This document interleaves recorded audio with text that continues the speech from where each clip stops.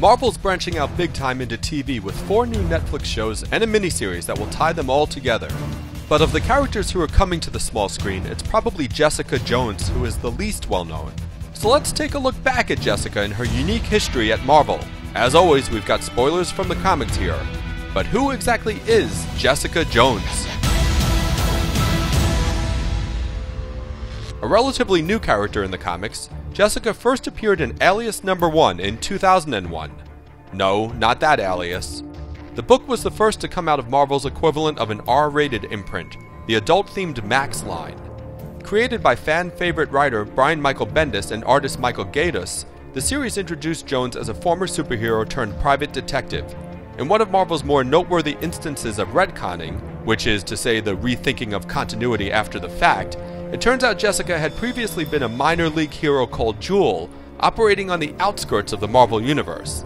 But that was short-lived, and by the time we first meet her in Alias, she's already moved on to a civilian life as a detective, working cases that are invariably tied to the fringes of the superhero world in some way. The book wasn't just mature in the sense that it used profanity and featured sex scenes, like the frank and rather unerotic encounter between the hero Luke Cage and Jessica that happens in the very first issue. But Jessica was also a complicated, damaged, and very real character that appealed to readers, as did Alias's unique spin on the Marvel Universe. Alias wasn't about action and superhero theatrics, but was more of a street-level, realistic take on that familiar world. Eventually, Jessica's secret origin was revealed, as was the reason why she left the superhero game in the first place.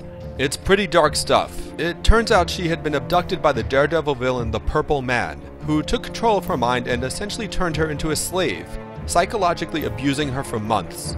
Eventually, Jessica would break free of this horrific situation after a run-in with the Avengers, only to learn that nobody had even noticed she was gone during the months she was held prisoner. Ironically enough, even as we the readers had never known her during her superhero years, neither apparently had the other heroes of the world really noticed Jessica. The book only ran for 28 issues, but during that time several key Marvel characters were established as important players in Jessica's life. Aside from Luke Cage, there was Jessica's friend Carol Danvers, better known as Miss Marvel and currently Captain Marvel, and Daredevil, or at least his alter ego Matt Murdock, also shows up, as does a version of Ant-Man and the S.H.I.E.L.D. agent Clay Quartermain. And it turns out that Jessica even went to high school with Peter Parker and had an unrequited crush on him that he was totally oblivious about.